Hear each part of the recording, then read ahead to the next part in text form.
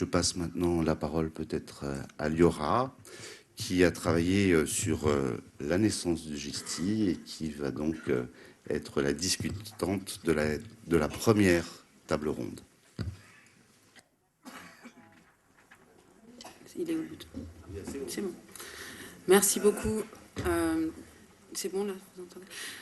Donc, c'est au titre effectivement de la chance que j'ai eue à plusieurs reprises maintenant de travailler sur la jeunesse du GISTI en tant que sociologue, que me vient l'honneur donc de discuter cette table ronde. Et en ouverture, je voudrais simplement repréciser en quelques mots justement quelle a été la jeunesse de l'association et en particulier que s'est-il passé durant les 7-8 années, dirons-nous, qui précèdent en fait 1978 et donc le premier grand arrêt répertorié comme tel du GISTI.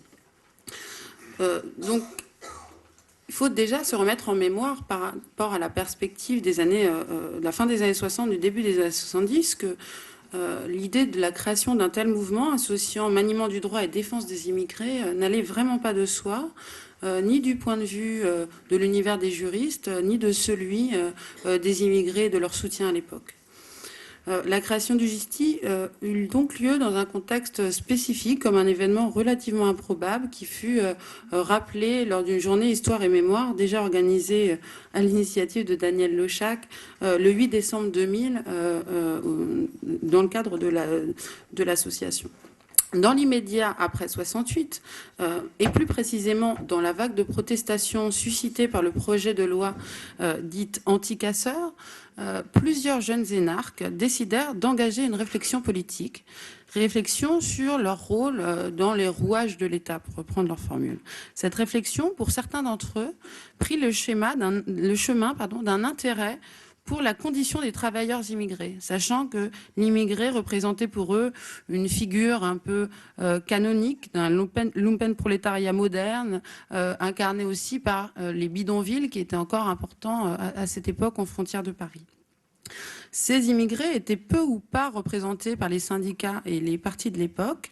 Et donc cette figure de l'immigré représentait une cause à la fois séduisante politiquement et qui, sur le plan du droit, constituait une forme de challenge, une espèce de défi, puisque au fil des premières réflexions qu'ils menèrent sur cette question, ils se rendirent compte que, pour un juriste, du point de vue du droit, la situation de l'immigré était alors caractérisée par quelque chose qu'ils considérèrent ou qu'ils appelèrent comme un vide juridique ou comme un non-droit.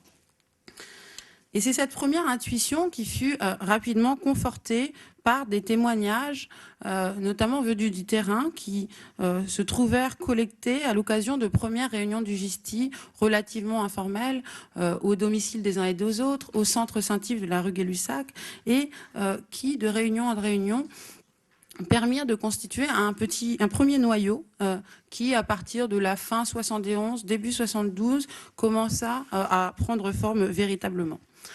Une des premières questions qu'ils tentèrent d'adresser, de résoudre, fut le problème des foyers de travailleurs immigrés, dont la connaissance leur fut étayée par des membres proches de la LDH, du syndicat de la magistrature naissant, de la CIMAD, étaient sensibilisés à cette question. Et il est intéressant de noter que dès ces premières réunions, se réunirent donc des jeunes hauts fonctionnaires, puisque progressivement ils sortirent de l'ENA, des jeunes avocats ou moins jeunes avocats, certains d'entre eux, comme Jean-Jacques de Félis, ayant connu les luttes coloniales, anticoloniales même, mais aussi des travailleurs sociaux. Et donc cette alliance de différents groupes professionnels est importante. Parmi les travailleurs sociaux, on peut citer Monique Hervaux, qui travaillait au bidonville de Nanterre et qui fut une de celles qui amena justement cette connaissance intime des terrains de lutte.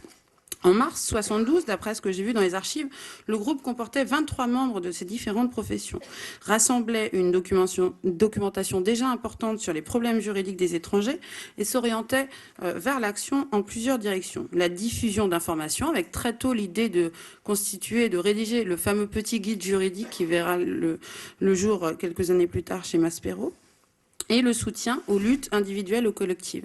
Ce soutien aux luttes va passer par plusieurs canaux et plusieurs innovations. Je les citerai très rapidement, mais ils constituent encore aujourd'hui des formes particulière d'activité du GISTI, la permanence téléphonique, hein, au départ organisée avec la CIMAD, qui fut créée dès avril 72 et qui permettait aussi de faire remonter des cas concrets, des problèmes juridiques rencontrés par les personnes.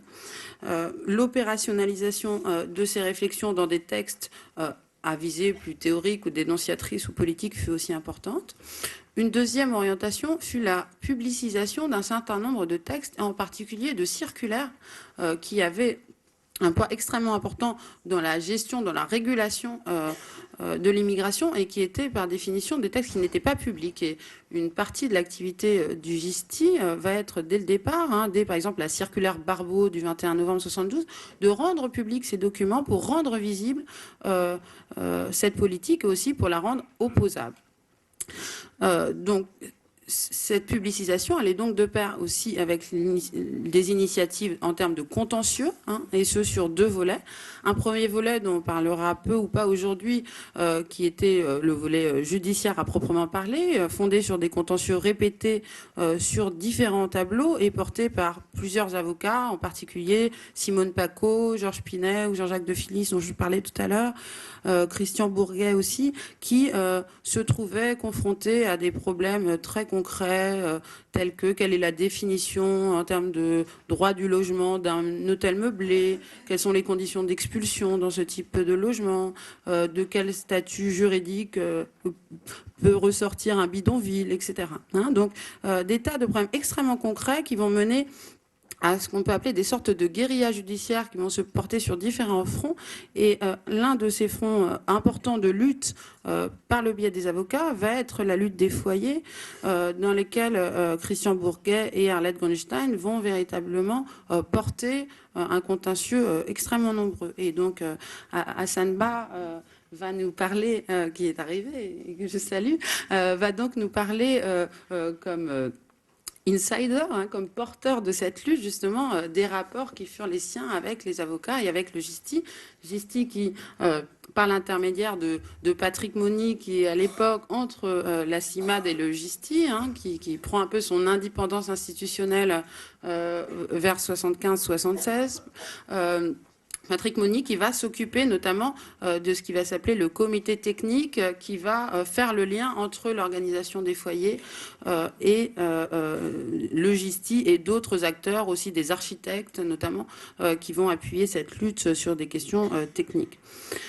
Donc une orientation vers le contentieux judiciaire et une seconde orientation vers le contentieux administratif et notamment les recours devant le Conseil d'État.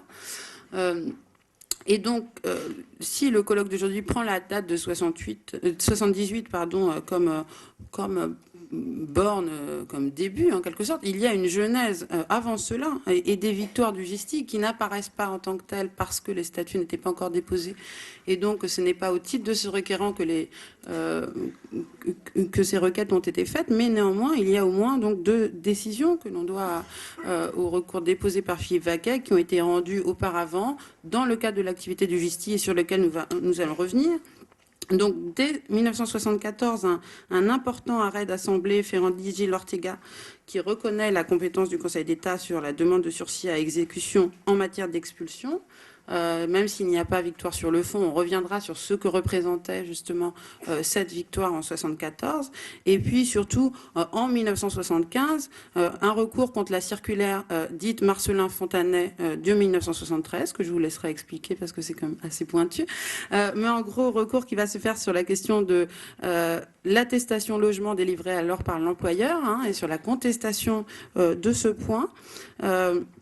Donc, requête déposée par Philippe Vaquet, alors avocat au Conseil, non pas au nom du GISTI, mais au nom de Da Silva et de la CFDT, et requête qui va aboutir en 78, donc à une victoire extrêmement importante.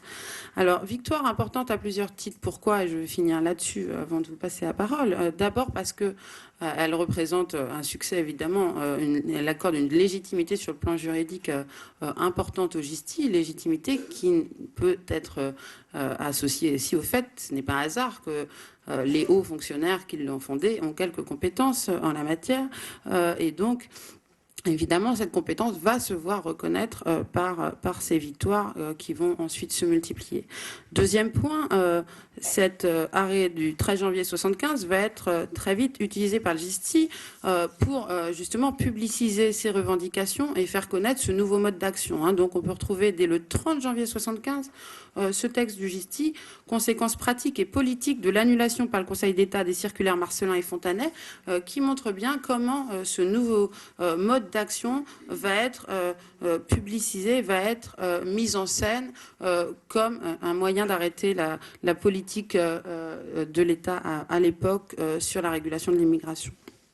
Et donc, il me semble que déjà, dès avant 78, hein, cette genèse donne plusieurs clés qui permettent d'éclairer l'histoire de l'association telle qu'elle va se dérouler par la suite.